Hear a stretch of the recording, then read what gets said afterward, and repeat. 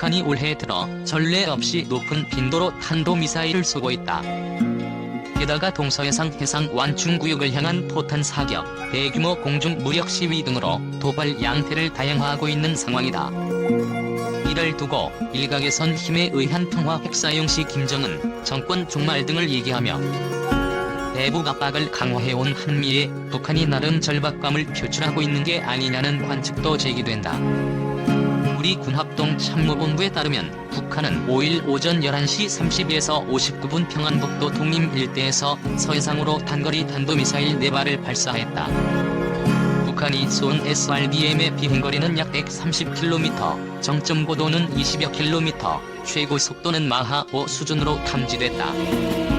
북한이 미사일 발사 지점으로 택한 독림은 중국 려오닝성 단둥과 약 20km 거리에 있는 접경지다. 북한이 이처럼 중국과 가까운 곳에서 그것도 동해가 아닌 서해로 미사일을 발사한 건 이례적이다.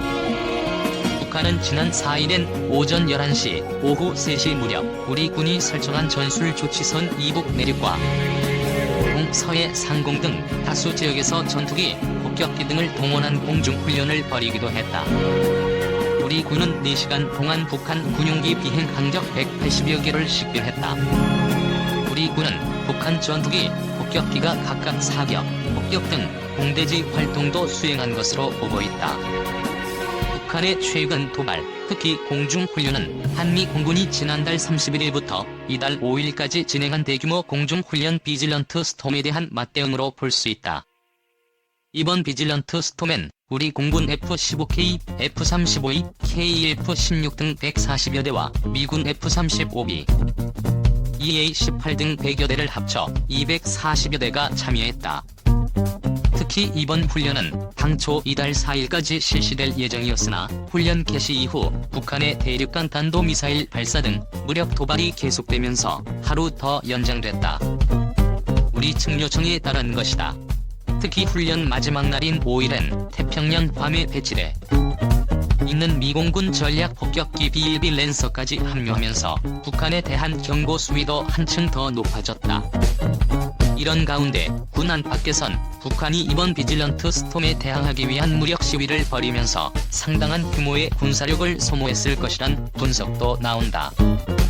북한은 비질런트 스톰 기간 중이던 지난 2에서 5일에만 ICBM, SRBM과 대공미사일 등 각종 미사일을 30발 넘게 동서해상에 쐈다.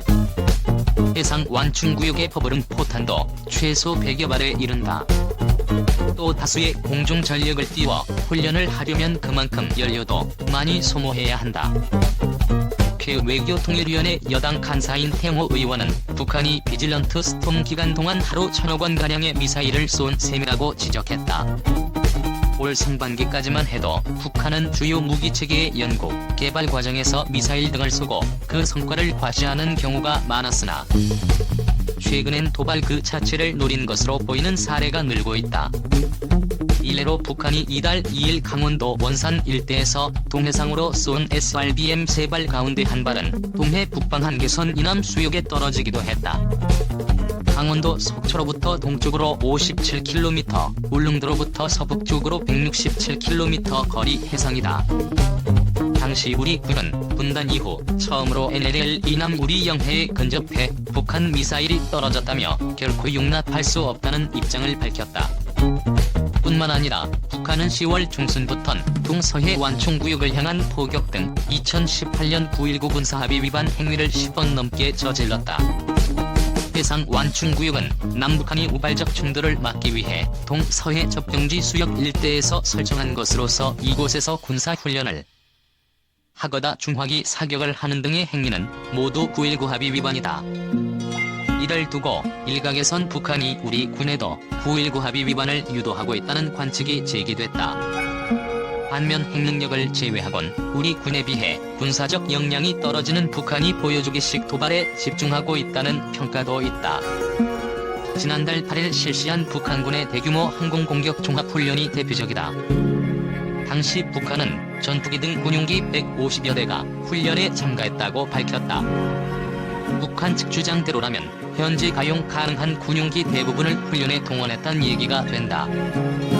군 소식통은 당시 훈련은 미 해군 원자력 추진 항공모함 로널드 레이건이 동해상에서 한미일 연합훈련을 벌인 것을 겨냥했다고 볼 수 있다. 북한이 무리해서 뭔가 보여주려고 했겠지만 공중전력은 한미가 압도적으로 강하다고 전했다. 북한은 앞서 5월 말 세계적으로 실전 배치 사례가 없는 저수지 수중 미사일 발사를 선보인 데 대해서도 전술적 가치보다는 과시성 목적이 크다는 지적이 나온다. 겨울엔 저수지가 얼어붙기 때문에 이 같은 방식의 미사일 발사는 아예 사용이 불가능해질 수 있기 때문이다. 우리 군은 당시 브리핑에서 북한의 저수지 발사 방식은 홍해지책이라고 평가했다. 북한은 이달 3일 오후 제54차 한미안보협의회의 개최를 앞두고 동해상을 향해 SRBM 3발을 쐈을 땐 고체 연료를 사용하는 신형 SRBM이 아닌 액체 연료를 사용하는 구형 스커드 계열 미사일을 사용했을 가능성이 큰 것으로 파악되기도 했다. 북한은 지난 9월 말 -10월 초 김정은 조선노동당 총비서 참관 아래 진행된 이른바 전술핵 운용부대 훈련을 제외하곤 자신들의 무력 도발 상황을 주민들에겐 함구하고 있다. 비질런트 스톰 훈련에 대한 북한 당국자들의 경고성, 비난성 담화나 성명 또한 북한 주민들이 보는 내부용 매체인 노동신문엔 실리지 않았다. 우리 군 당국은 북한이 앞으로도 당분간 도발을 이어갈 가능성이 크다고 보고 대비 태세를 유지하고 있다. 군 안팎에선 북한이 ICBM의 추가 시험 발사나 제7차 핵실험 등을 시도할 가능성을 배제할 수 없는 것으로 보고 있다.